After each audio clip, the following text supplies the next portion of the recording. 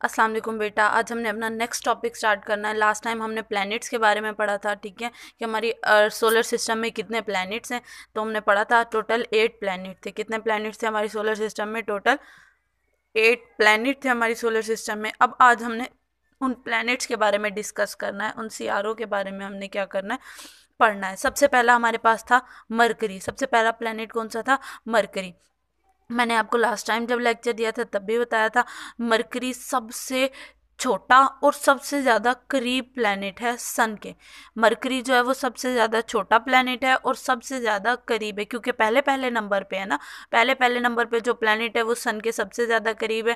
फिर दूसरे नंबर पे जो होगा वो उससे दूर हो जाएगा, तीसरे नंबर वाला उससे दूर हो जाएगा। जैसे जैसे प्लैनेट्स के नंबर बढ़ते जाएंगे वो सन से क्या होते जाएंगे, इसी तरह से दूर होते जाएंगे, ठीक है। ये मरकरी जो प्लैनेट है ये स्मॉलर है। हमारी जो अर्थ है ना, हमारी ज़मीन आप लोगों ने देखी होगी, अर्थ हमारी जो है इससे भी छोटी है, हमारी अर्थ से भी छोटी है और इसके ऊपर कोई चांद नहीं है। जैसे हमारी अर्थ के ऊपर एक चांद है ना, रात के वक्त हमें एक चांद नज़र आता है, जबकि मरकरी का कोई चांद नहीं है, कोई मून नहीं है। और ये अपना एक चक्कर सूरज के गिर्द 88 डेज में कंप्लीट करती है।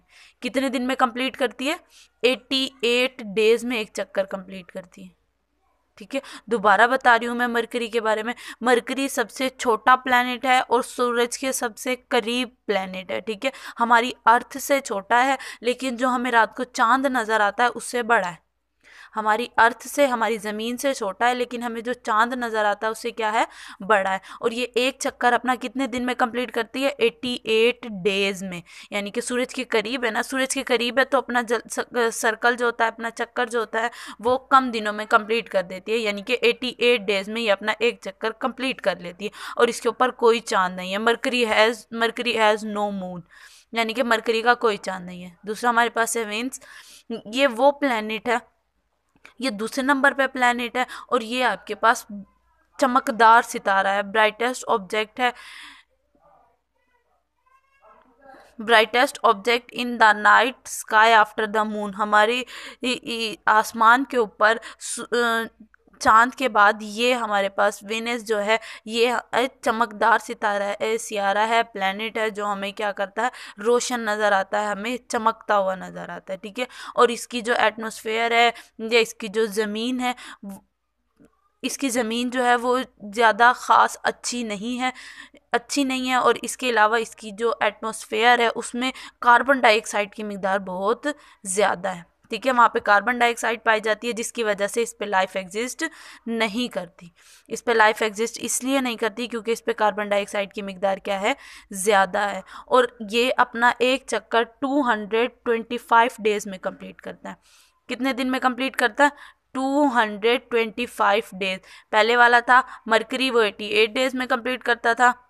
सेकंड नंबर पे जो प्लैनेट है वो 225 डेज में अपना एक चक्कर कंप्लीट करता है और इस प्लैनेट का भी कोई चांद नहीं है, इस प्लैनेट का भी कोई चांद नहीं है। नेक्स्ट तीसरे नंबर पे आ जाती है हमारी अर्थ, हमारी ज़मीन, जिस पे हम रहते हैं, अर्थ पे ही रहते हैं ना। सिर्फ और सिर्फ वो कहता है the third from the sun in our earth. तीसरे नंबर पे जो है प्लैनेट्स में वो हमारी अर्थ है और सिर्फ एक अर्थ ऐसा प्लैनेट है जिस पे लाइफ एग्जिस्ट करती है, ज़िंदगी मुमकिन है, क्योंकि हमारी अर्थ पे हर चीज़ पाई जाती है।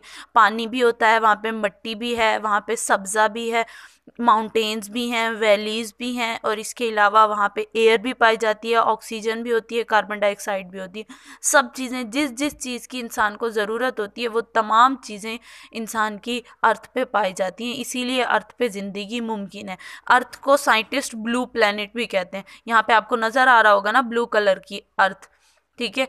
अर्थ को साइंटिस्ट जो है वो ब्लू प्लैनेट भी कहते हैं, ठीक है। और ये अपना एक चक्कर, it complete one revolution around the sun in 365 days. यानी कि 365 डेज एक साल में, एक साल में 365 डेज होते हैं। कितने दिन होते हैं एक साल में? 365 डेज। ये अपना एक चक्कर कंप्लीट करती है, 365 डेज में अपना एक चक्कर कंप्लीट करती है। इसका मतलब ये एक साल में अपना एक चक्कर कंप्लीट करती है सूरज के गिर्द। सूरज के गिर्द कितना चक्कर मुकम्मल करती है, 1 साल में चक्कर मुकम्मल करती है। इसके अलावा हमारी अर्थ जो है, आप सबको पता होगा, हमारी ज़मीन पे एक ही मून है, हमारी ज़मीन पे एक ही मून है, हमारी ज़मीन का एक ही चांद है। नेक्स्ट आपके पास आता है मार्स। मार्स आपके पास 4th प्लैनेट है, चौथे नंबर पे प्लैनेट है। इसको रेड प्लैनेट भी कहा जाता है। इसको क्या कहा जाता है, रेड प्लैनेट भी कहा जाता है। अब इसको रेड प्लैनेट क्यों कहा जाता है, क्योंकि ये इसको हम दूर से देखें ना तो ये रेड और पिंक कलर का नज़र आ रहा होता है। अगर हम इसे देखें, ये देखें यहाँ पे आपको नज़र भी आ रहा होगा, रेड और पिंक कलर का नज़र आ रहा होता है, इसलिए हम इसे क्या कहते हैं, रेड प्लैनेट। ठीक है, इस पे भी ज़िंदगी मुमकिन नहीं होती क्योंकि इस पे मिट्टी होती है, और इसके अलावा और भी इस पे बहुत ज़्यादा मिकदार में मिट्टी पाई जाती है, और इसका जो आसमान होता है, यानी कि इसकी जो सरफेस होती है वो रेड, मैंने भी बताया था, रेड और पिंक कलर की होती है, इसीलिए इस पर लाइफ एग्जिस्ट नहीं करती। और ये अपना एक चक्कर 685 डेज में कंप्लीट करता है सूरज के गिर्द। कितने दिन में कंप्लीट करता है, 687 डेज। 687 डेज में ये अपना एक चक्कर कंप्लीट करता है। और मार्स हैज़ 2 मून, मार्स के 2 चांद हैं। कितने चांद हैं मार्स के, 2 चांद हैं।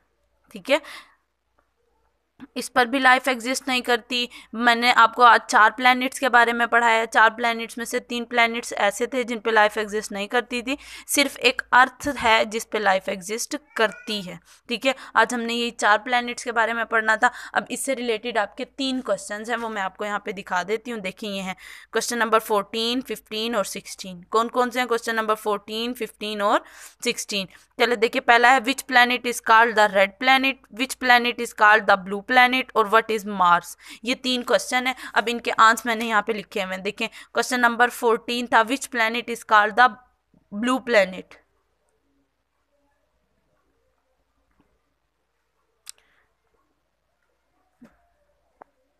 ठीक है, क्या था आपके पास 14, which planet is called the blue, which planet is called the red planet, ये रहा question number 14। Mars is called the red planet, Mars आपके पास रेड प्लैनेट है। ठीक है, नेक्स्ट क्वेश्चन नंबर 15 था which planet is called the blue planet, earth is called the blue planet. ठीक है, और नेक्स्ट आपके पास है व्हाट इज मार्स, मार्स आपके पास है it is the fourth planet from the sun, it is also known as the red planet because its soil, rock and sky are red और पिंक इट कलर। ठीक है, इसका answer यहाँ से यहाँ तक है। ठीक है, ये आपके पास 3 क्वेश्चन है जिनके मैंने आपको आंसर बता दिए हैं।